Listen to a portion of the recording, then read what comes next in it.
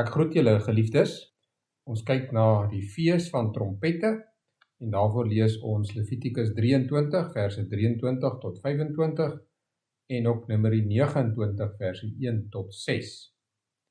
Eers Levitikus 23 verse 23 tot 25.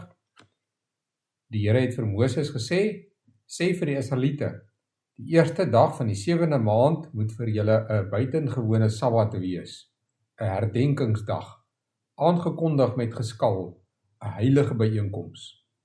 Julle mag geen gewone take verrig nie en julle moet 'n offergawe vir die Here bring. En dan ook Numeri 29 verse 1 tot 6. In die 7de maand, op die eerste van die maand, moet julle 'n heilige byeenkoms hou. Julle mag geen gewone take verrig nie. Dit moet vir julle 'n dag wees waarop ramshorings geblaas word.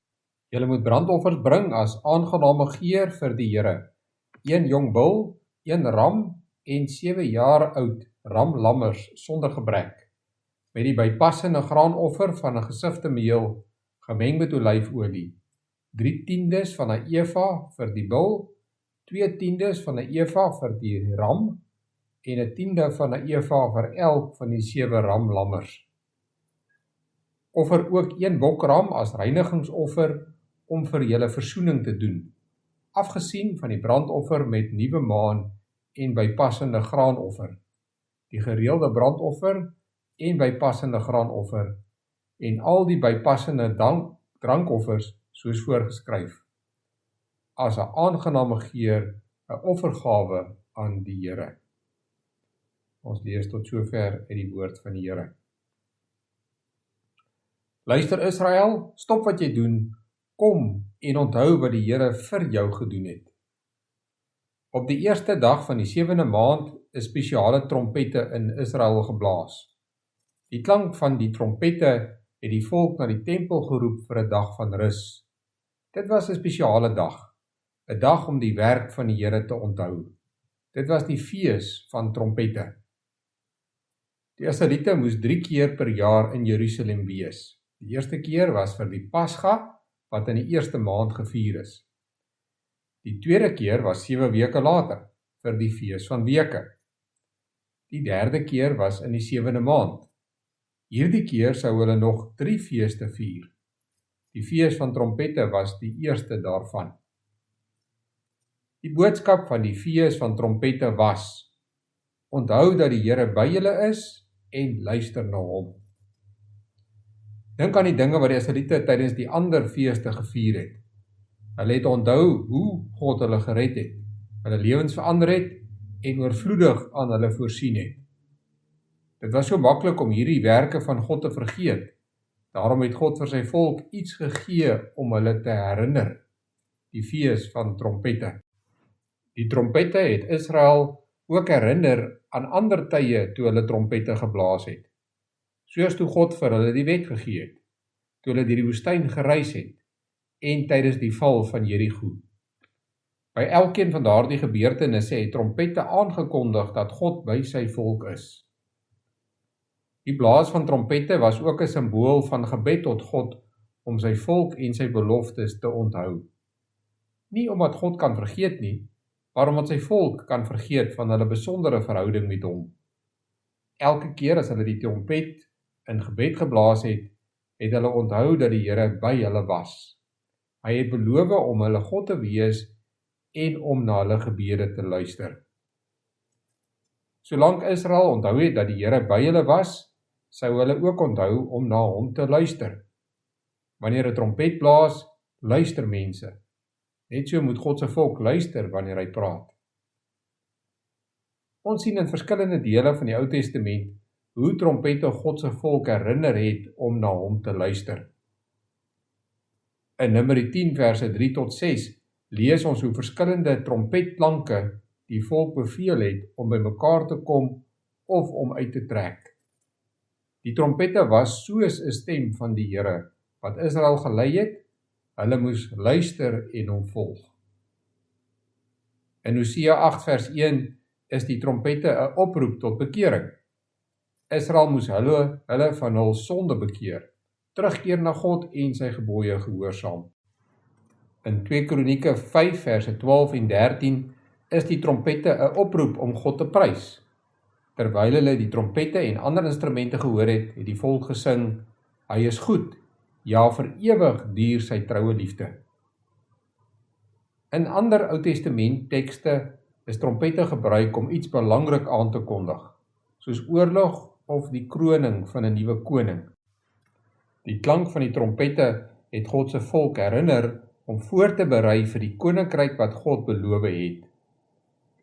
Deur die fees van trompette het God sy volk herinner dat hy nog steeds met hulle praat. Hy lei hulle elke dag, hy roep hulle tot bekering, hy roep hulle om hom te prys en hy waarsku hulle om gereed te wees vir wat kom. Hulle moes net aanhou luister. Vandag het God se volk iets groter en duideliker as trompette. Ons het die volle evangelie van Christus. Luister na wat Hebreërs 12 verse 18 tot 24 sê. Julle het nie aangekom by iets tasbaar, by 'n brandende vuur en by duisternis en donkerte en stormwind nie. Ook nie by die klank van 'n bassein en 'n weerklinkende stem nie. Hier praat die skrywer oor die tyd van Moses, toe God sy volk by die berg Sinaai ontmoet het. Nee, julle het aangekom by die berg Sion en die stad van die lewende God, by die hemelse Jerusalem en 10.000 engele, by die feestelike byeenkoms en by Jesus, die middelaar van 'n nuwe verbond. Die evangelie van Jesus Christus is soos die geskal van 'n groot trompet. Die evangelie is die goeie nuus dat God na sy volk gekom het om hulle van hul sondes te verlos. Net soos die trompette van die Ou Testament, sê die evangelie vir ons, om God se leiding te volg. Ons volg God se leiding wanneer ons sy seun, Jesus Christus, vertrou en volg.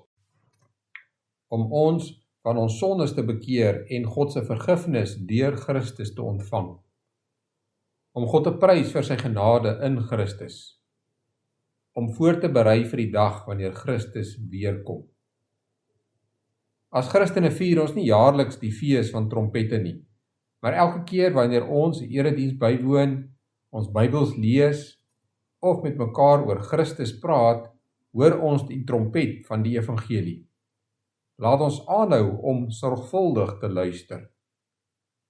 Laat ons ook die trompet blaas, deur die evangelie met die mense rondom ons te deel en vir hulle te bid. Want daar sal 'n dag kom wanneer die hele wêreld 'n finale trompet sal hoor. Dit sal die dag van Christus se wederkoms wees. Die oomblik wanneer daardie trompet blaas, sal ons liggame uit die dood opgewek word. Soos Paulus skryf in 1 Korintiërs 15 verse 51 en 52. Kyk, ek vertel vir julle 'n misterie. Nie almal van ons sal ontslaap nie, maar ons sal almal verander word by die laaste bassein. Binne 'n oomblik, 'n oogwink. 'n Bassein sal weer klink en die dooies sal onverganklik opgewek word en ons sal verander word. Wanneer die finale trompet blaas, sal die tyd om na die evangelie te luister en dit met ander te deel verby wees. Dit sal die dag van finale oordeel vir God se vyande en volle verlossing vir sy volk wees. Die fees van trompette het steeds 'n belangrike boodskap vir ons. Soos Israel, moet ons nie God se werke vergeet nie. Ons moet aanhou om na hom te luister. Hy is nou by ons deur sy gees. En binnekort sal ons hom van aangesig tot aangesig sien. Kom ons bid saam. Ons Hemelse Vader, ons dankie dat die evangelie soos die geskal van 'n trompet by ons weer klink. Dat ons die goeie nuus van u verlossing duidelik kan hoor. En dankie dat ons kan uitsien na die wederkoms van ons Here Jesus Christus. En dat ons kan uitsien na die nuwe hemel en die nuwe aarde. Terwyl ons daarheen op pad is, leef ons nog in 'n sondige wêreld en doen ons ook sonde. Ons bely ons sondes vir u. Ons bely dat ons baie keer liefdeloos en selfsugtig is. Ons vra dat u ons daarvoor sal vergewe. Ons vra dat u vir ons sal sorg en dat u vir ons reën sal gee. Seën ook die werk van ons boere en gee vir hulle wysheid in die werk wat hulle doen. Ons doen voorbereiding vir almal wat in hierdie tyd hartseer is. Ons vra dat U sal troos en hulle ook naby sal wees. Ons bid hierdie dinge deur U groot genade alleen. Amen.